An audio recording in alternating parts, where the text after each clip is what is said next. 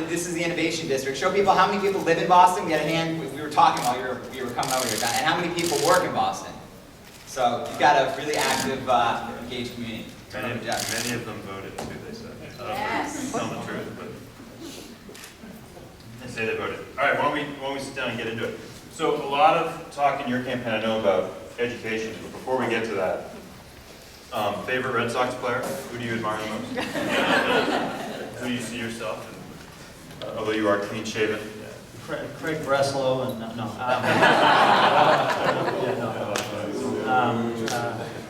Come on, give the guy a break. He's been lights out all year. Yeah, seriously. You gotta go with Big Poppy for me. That's where I go. So I just I love him mainly for 2004 Yeah. and everything he did there. For me, that's just you can never forget Great that. big So, incidents, yeah, yeah. exactly. So this is all cherries on top at this point for a Red Sox fan since 1973. I lived the torture of '86 and all of that. Yeah, that's great. All right, so a lot of dialogue about education here in this room as we were talking in the interim, and I think part of the focus. There's so many elements to this system, and I'd love to hear your view on how we get the following system to work. Young people wanting to stay here after they graduate. Young people having great paths to job opportunities in the high school age kids coming out of our Boston City schools. And an environment where, whether it's the tea opening late, or the bars opening late, where we feel like it's a hip culture, a culture that's vibrant, and yet respectful to the existing neighborhoods. How do you think about that whole system? Well, I think that's all. It's all about balance, but we're not balanced right now, and that results in us hemorrhaging talent throughout the city. And we have a big equity divide in this city, where we're increasingly a city that's very rich and the very poor. We lack a strong middle that can bind us together, and so really two pieces happen. Our poorest Bostonians are really victimized by the divide in a number of ways, whether there's more violence in certain neighborhoods, lack of educational opportunities, income inequality. But then also, our talent that drives our economic engine is increasingly squeezed out of this city. So when I think about how we sort of shift that dynamic, I start in a couple of places. The first is housing, and that reflects the equity gap and really takes a big toll on a lot of the talent that drives our economy. A lot of you folks in this room. We know how to do affordable housing in Boston. We haven't done enough of it, but we know how to do it. And we know how to build luxury condominiums in Boston. What we don't know how to do is build anything in between. You start $1 above qualifying for affordable, move into the heart of the middle class. If you're a recent college graduate or recent graduate school, just get your graduate diploma.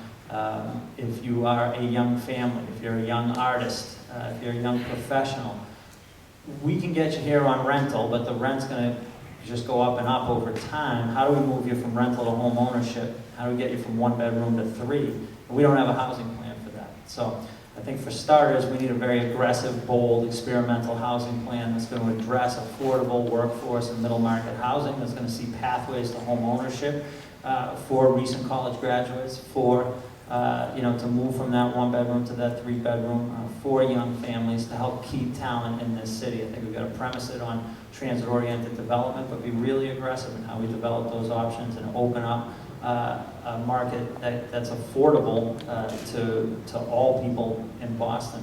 But the second piece is the social cultural aspect, and we're way behind there. I had the privilege to have taught in New York City for a couple of years when I was first out of college.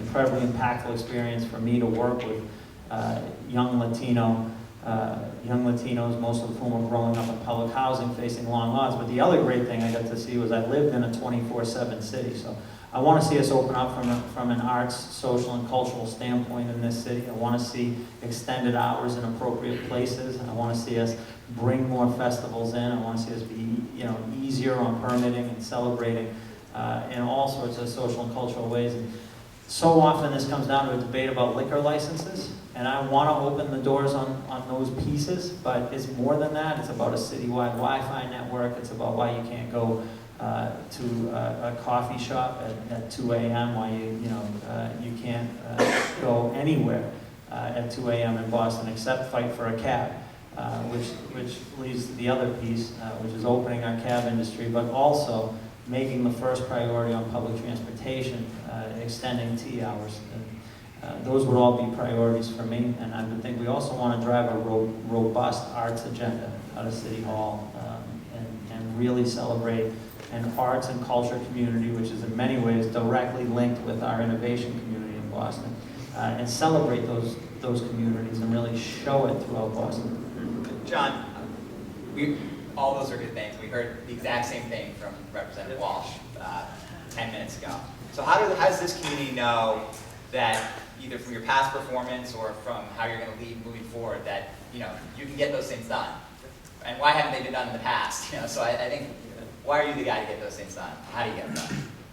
Well, I think they haven't been done in the past because the leadership in the city hasn't wanted to embrace that, and I think that's a big piece. So one thing you can know about me is I was running for mayor when I thought I'd be running against Mayor Menino, and I have deep respect for Mayor Menino. I said it at the time, but I wasn't afraid to get in the race. I got in the race because I thought that we had to face a lot of these issues around the equity divide and the quality of our schools.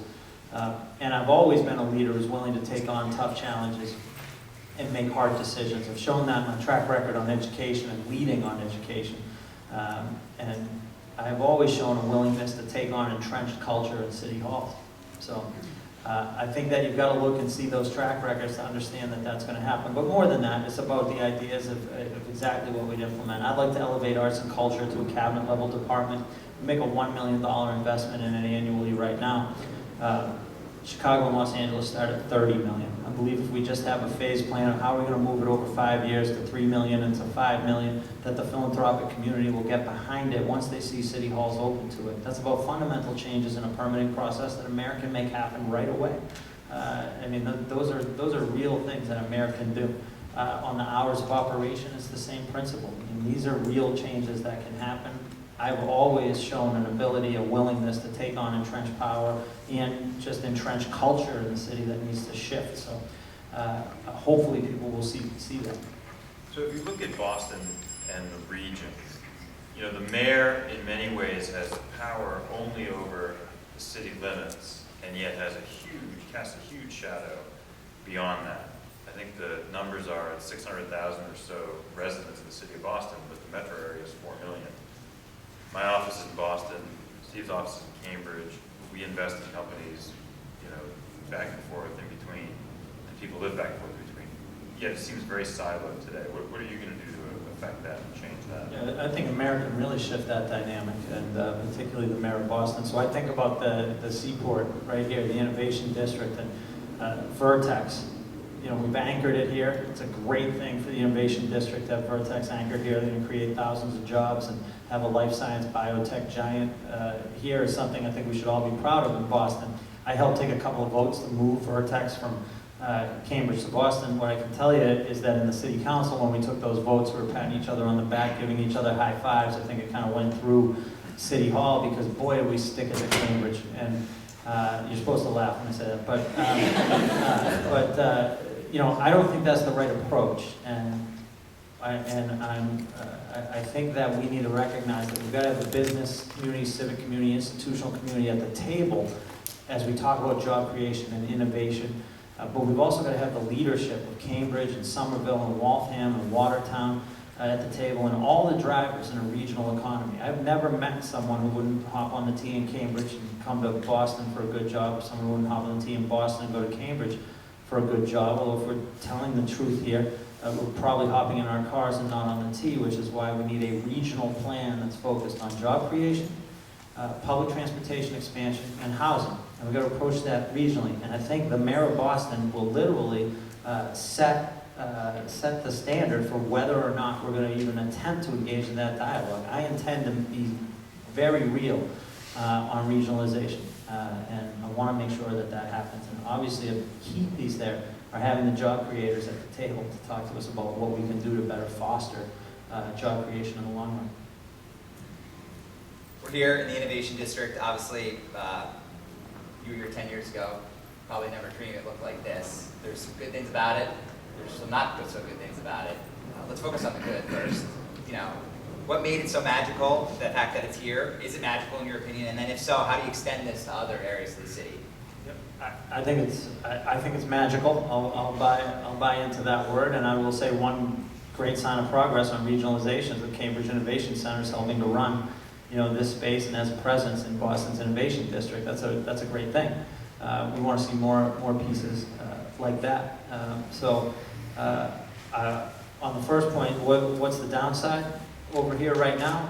Well, it leads to your second question, which is we've got serious growth happening here, and we don't want to stifle that growth, but as growth happens, prices go up, and you can create the inability to truly allow startups and incubators to find homes here.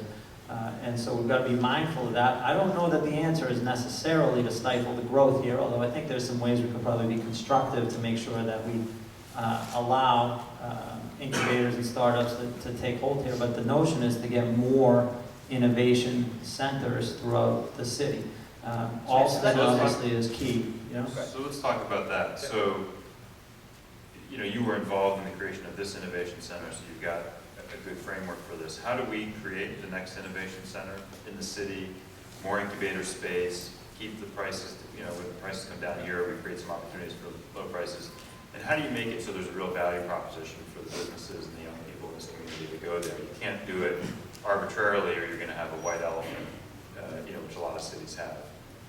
Well, I think a lot of that has to do with talking to you and making sure that we are talking to the business community on both, the investor side and the company side about what we need to be doing and where we need to be going. So I think I don't want to give short shrift to that dialogue because I think too often we're not talking that way. But I would like to see entrepreneurship centers in other parts of the city. Alston has become, a key for, some real growth potential. But I want to see us go to Roxbury. I want to see us go to Mattapan. I want to see us go to Dorchester and try and tie the innovation district here and the successes that here and those principles to entrepreneurship in communities of color and our underserved communities. I put an economic development plan on the table specifically focused on trying to connect entrepreneurs who are women and entrepreneurs of color to innovation centers and entrepreneurship centers that would be modeled on what happens in the Seaport.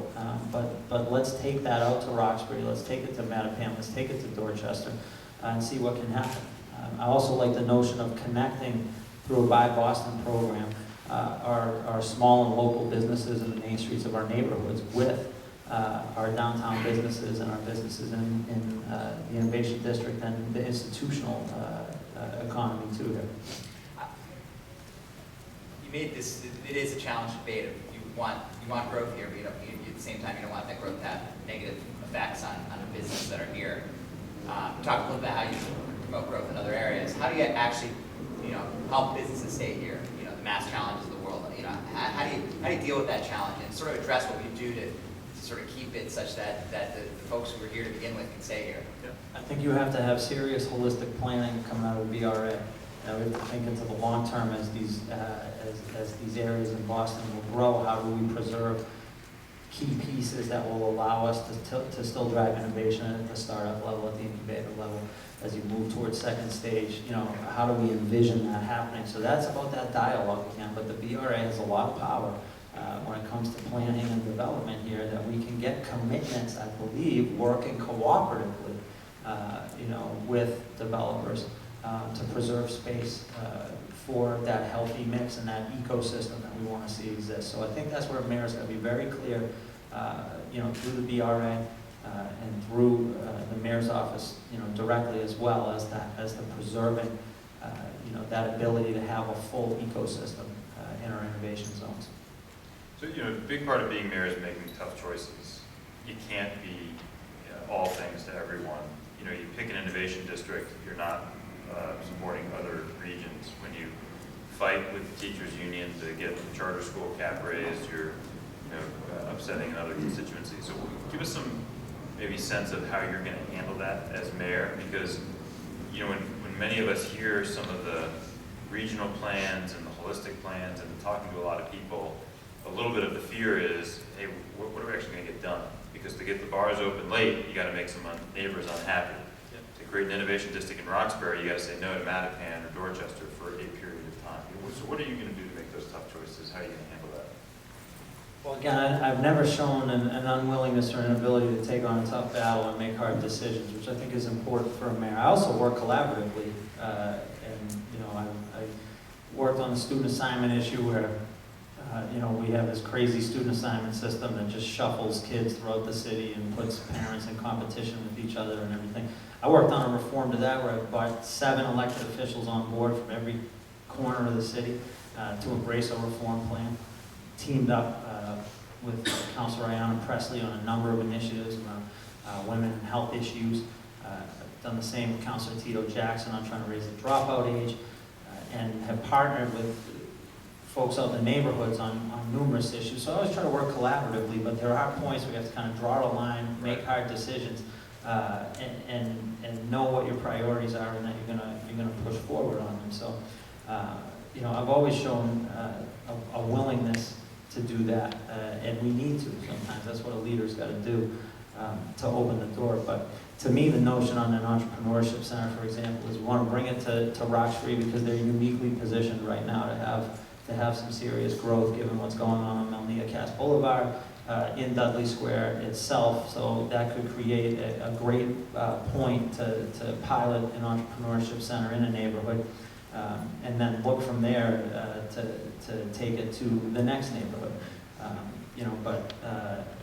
I recognize that people will always have our differences, but part of this, particularly on development, is about having honest conversation with community. So we're going to go out to community to get more input because they certainly feel the BRA doesn't work right now in terms of listening. But my administration didn't have honest dialogue. We're going to go out to neighborhoods and say, look, we're willing to rezone, and we're going to make a plan that's going to allow us to have a more transparent development process, but understand that my priority is more height and density so that we can create more housing, so more people can find a place to live. So we're going to rezone, but I'm not going to tell you what you want to hear all the time. Because if you do that, we'll zone everything down to 1 story and we'll stifle our growth. But it's also about that constructive dialogue in the neighborhood says that's fine, but we need preservation of open space in these areas, or we need this other priority, we need more bike infrastructure. Well, that's great. That feedback's helpful. We're going to build that into the plan, but understand that where we're going right now, the mayor's priority is going to be more height and density on transit nodes, and you're going to be clear and honest and have a real exchange. Yeah.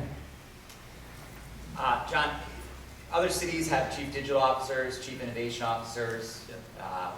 Would you make that pledge to this community to have a similar position? If not, or so, I would love to also know who are sort of your role models, entrepreneurs, or business leaders who could be part of your team and would be maybe part of the choice who's selected to be that chief innovation officer.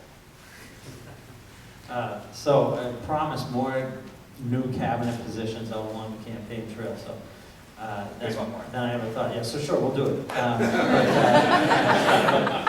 But look, I think it's really important that the next mayor be a champion for the innovation community and for driving the new economy, and that mayor is ever present over here and throughout the city and in Cambridge and in Somerville, making sure we're building those relationships. So I want to do that, and I think we ought to have a point person in city government. A chief innovation officer sounds great to me, but I just want to say, the Bill Parcells, I reserve the right to change my mind, is simply because I don't spend any time thinking about what my cabinet was going to look like. I'm spending my time trying to win this election right now, so I just don't want to commit. But I will tell you that I will be a mayor who will have a close relationship with the folks who are driving the job creation in this region. I want to make sure that I'm a champion for it. I want to be getting on airplanes with you and flying to other parts of the world to talk about what we're doing here, to see what we can do to foster, more growth here. So I will champion it. I will make sure there will be people in my leadership team who get it, who come from it, and get it and drive it. In terms of just influences for me, not people I'm trying to pull into city government to take a position, but Jeff Chapin at Next Step Living is a close friend of mine for a long time, there's a whole host of others. I also think about just through a direct campaign connection, a guy named Ben Bixby from my energy. His wife has a leadership role on my campaign, but he was that story of a company that got started here, but is now, Nest bought them, and they're based out on the West Coast now. I think it speaks a lot to what we could be doing better as well. So I've been talking to a lot of folks for a long time in the community, and I'm going to make sure I continue to do it. Hey, John, we have two students from BC here. One of whom wanted to ask you a question about how you could be a champion not only for the innovation community, but for the young community. Fire away. Hi. I have a question for you concerning your education stance. You've marked yourself as the education guy and the mayor for education, and everyone's talking about the young people and how important the young people in this community are. We're the two youngest in the room right now, and I can tell you, we can't vote for you. What do you have to say to those young people in the room who can't necessarily help you get there, but you'll be interacting with for the next 4 years while we call Boston our home? Yeah, you'll be their mayor, even though they're out-of-state residents. So where do you go to school? BC. Okay. And what year are you? I'm a junior. I'm a sophomore. Okay, why can't you vote for me?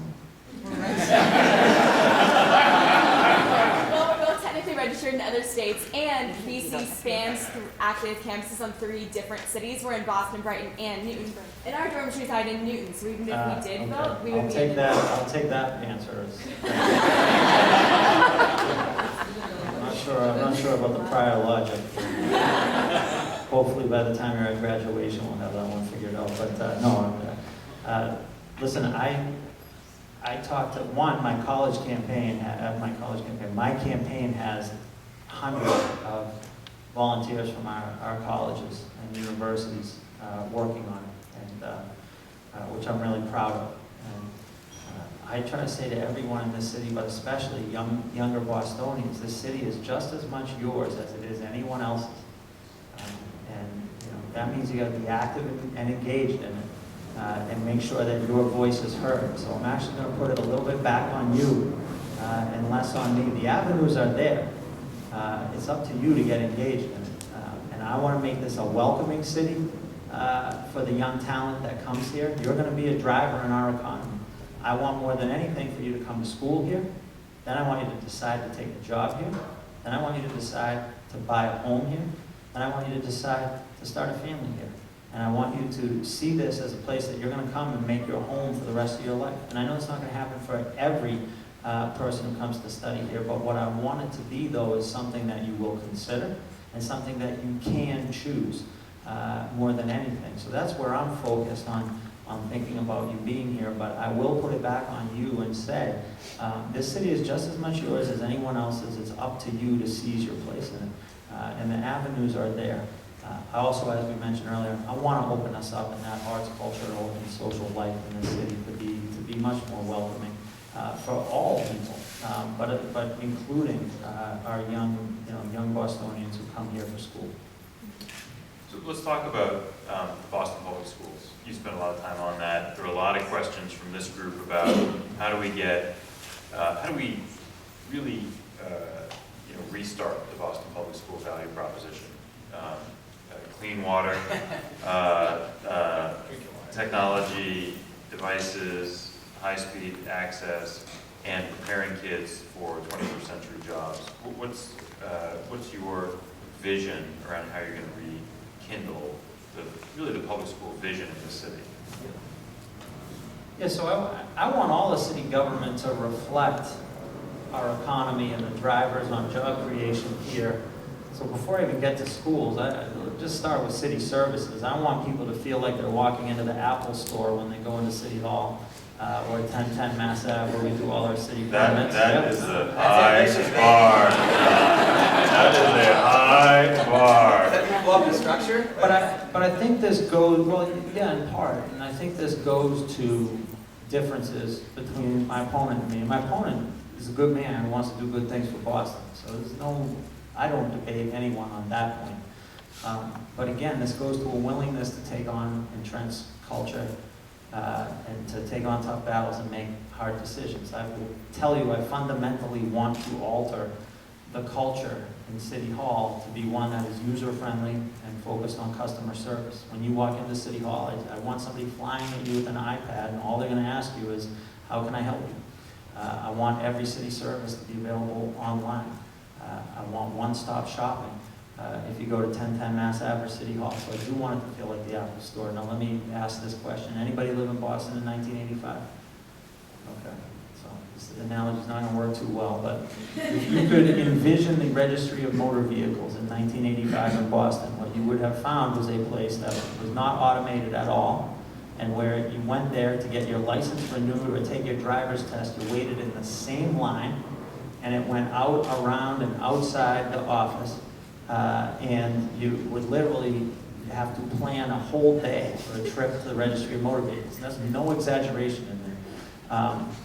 1995, one change in management, and you could go online and see what your wait time would be to go. They had divided their lines into what they were serving, and they were delivering everything, through automated service.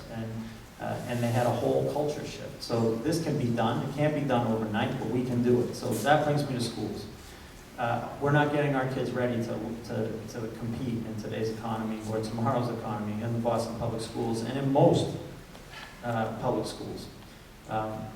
But here's the issue.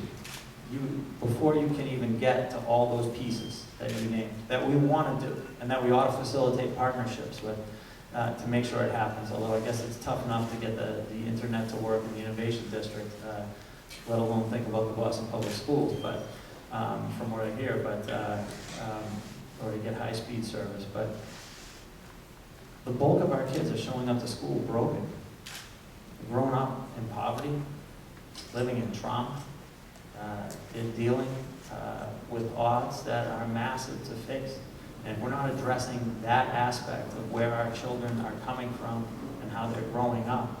You can put all the technology in the world in our schools, and it's not going to get them ready to compete in today's economy. This is about a much deeper issue that we have to tackle in the Boston Public Schools. But I want to push forward on all of those fronts because we also have a lot of great programs that help get our children ready to learn, and then they walk into schools that are crumbling facilities and where they're not going to learn, in an e-book or with a teacher who's been trained to use technology in the classroom. I want to alter those pieces too. So fundamentally, it's about thinning a bureaucracy that is top-heavy and dysfunctional, and building schools from the grassroots, bottom up, so where we have highly talented principals, and we invest in a principal pipeline. We're going to understand the kids who are coming into that school every day, because each school is different, and how you're best going to meet those children's needs who go into each particular school. And it is about reforming our teachers' contract. We have one of the most antiquated teachers' contracts in urban America. It's not about being anti-teacher. We all want teachers to be well paid. I think we all know it's one of the hardest jobs there is. But it's about saying that it's not okay to have a contract that gives our kids one of the shortest school days in urban America, has hiring rules that are dictated almost entirely by seniority, not performance in the classroom, and does not have real professional development for a teacher to grow and learn and feel supported, but also develop from a good teacher to a great teacher, from a new teacher to a good teacher to a great teacher over time. It treats it like an assembly line. And if we're not willing to change it, nothing is going to change in Boston Public Schools. John, let's stay on this for 1 second, because while you were on your way here, we had sort of open forum, and a couple people said, clearly you make a case to be the education mayor, and you're talking about taking on entrenched interests, but at the same time you have been chair of the education committee, and some of these issues have not been addressed. And so how do you, let people in this room know that, what changes? I mean, why, is it the fact that you're mayor and, presto, it changes tomorrow? How do you change that, and how do you give people that confidence? Well, nothing changes overnight, but the question is, are you driving change and making it happen, and working with people so it happens in effective ways? Chair of the Education Committee on the Boston City Council puts me in charge of reviewing the Boston Public Schools budget and gives me a bully pulpit. It gives me no executive authority over the management of Boston Public Schools. That's done by the superintendent, who's appointed by the mayor, and the mayor also appoints the school committee, who drive the day-to-day operations. I'm review and oversight. I don't get to make the actual programming decisions. So what I did was I turned an education committee that had formerly been powerless and turned it into really the watchdog on what the Boston Public Schools did. So for starters, our kids eat healthier meals today because of the work I did through the education committee and blowing the whistle and serving our kids expired food. But more than that, far more than that, we tripled the amount of time we spend reviewing the Boston Public School budget, and we helped push resources more directly to the classroom. We took on school assignment, we put a reform plan on the table that no one would ever have dreamed of, built a 7,000 parent coalition behind it, and helped shape the new student assignment policy. I don't like the policy when it's all said and done, but it was going to be an unmitigated disaster had we not stepped in. We took on the teacher's contract. No one else in the city was doing it. We held hearings that had never been held before, where we actually gave parents and students a voice in the teacher's contract, because they don't get to sit at the negotiating table. And we took on teacher seniority as a controlling factor in hiring and placing teachers. I had teachers come in and testify about why they didn't like the rules that their union leadership had agreed to. So I have used that education committee to get every last ounce of voice and bully pulpit that we could out of it to pressure that system. But at the end of the day, I was never in a position to make the decisions about how that system runs. That's what a mayor does. That's why I want to be mayor. We will try to drive change in those schools in real ways, and I want the voters to hold me accountable as to whether we get it done or not. So there's been some dialogue here on Twitter about drawing contrast between yourself and Marty. And I think this is an important contrast I'm hearing you articulate, which is you're saying, in effect, the city and schools need a turnaround CEO, to put it in language of a venture capitalist, if we like that language or not. And you're the one who's going to shake it up. You're not going to be afraid to shake it up, unlike your opponent. Just expand more on that. Am I getting that right in terms of what your pitch is to the voters? What am I missing? So you want to play prison rules here? That's what we're going to do? Prison rules? We're just going to talk hard contrasts. You want that? Yeah. Okay. Yeah, All right. at the beginning of the conversation, it says, one person said. Policies were. Yeah, so they're paraphrasing the same thing. No, it's entirely false, okay? But I want to be in the business of talking about my vision for Boston, not my opponents. And you hope that you're going to get voters, but also the media to draw and see these contrasts. It's clearly not happening. Rarely admit that, but there are clear differences between us. Again, I think he's a good man. I've known him for 18 years. He's a friend of mine 10 years before I ever ran for office. And I think he wants to do good things for Boston, so I'm not going to quibble on that, but there are differences between us. I have led on education. I have been out there taking on the tough battles, making the hard decisions, building coalitions, and giving parents and students a voice for 6 years on the city council. I've shown a willingness to take on the battles on education that no one else, no other elected official was willing to take on. I was the only elected official to take on the teacher's contract.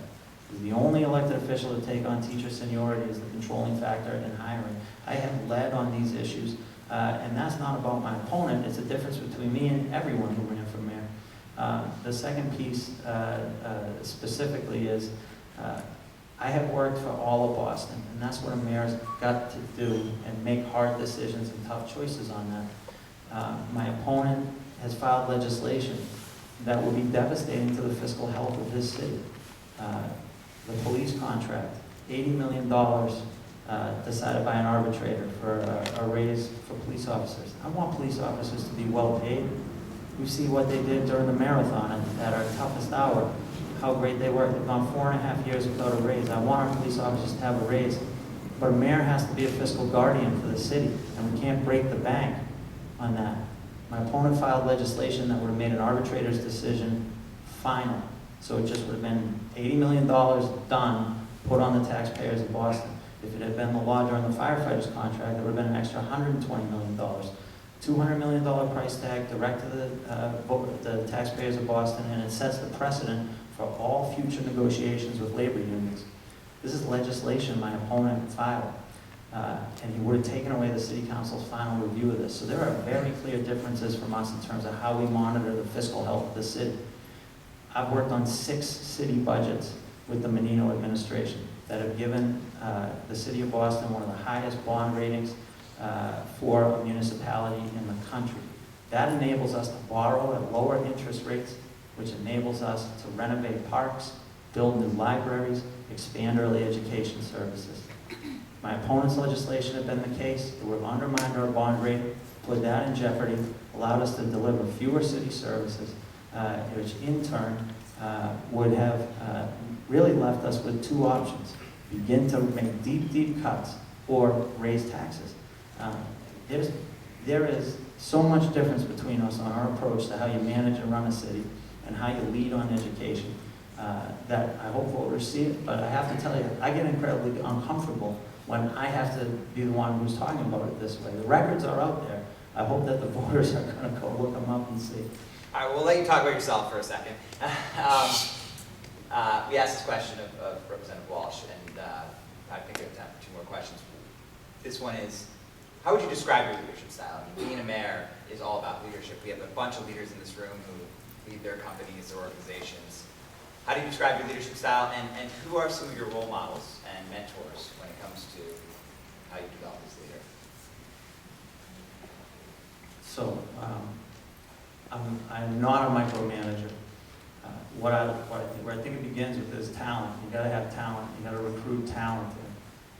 That's so vital. And so I think I am someone who has the ability to find talent and bring talent in, and I think I can be that person who can make the case to a CEO out there or to someone who's really rising fast in the private sector that, hey, you should come with me and work for less pay and more hours, but you're going to get to have a whole heck of a lot of fun making a difference in people's lives and shaping the future of this city.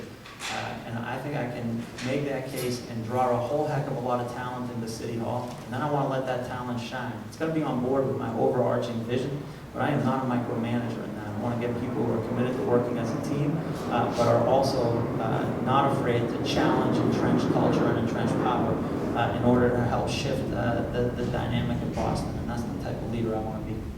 So, Steve and I both have offices in New York City. We really admire what Mayor Bussgang has done in New York City, and he has put forward some big ideas, one of being the tech campus on Roosevelt Island. What big idea will the Connolly administration be known for? I think my radically big idea is the notion that every child in Boston ought to be able to get a high-quality education, and that we can be the first district, urban school district in the United States to close the achievement gap, bridge the opportunity divide. I think the fact that people find that to be so unrealistic or naive speaks to a larger problem we have in our society. We're uniquely positioned, 56,000 students. We are, in that regard, a smaller city, but we are at the same time a big city because of our economic engine. Which leads us to the next part. We have the capacity to leverage partnerships on all the problems that cities have to think about, but particularly on education, which I think can make us a national and global leader on how you close the achievement gap and create opportunity for every child. And that is my broad sweeping vision. I want to see us transform in so many ways on the arts and culture front, in terms of how our transportation looks and is modeled, and have that spirit of innovation flow through the whole city. But for me, the driving goal is to close that achievement gap and be the first city that will do it. Well, thank you for being here. He makes a statement that you are here. We appreciate it. And please join me in thanking the counselor.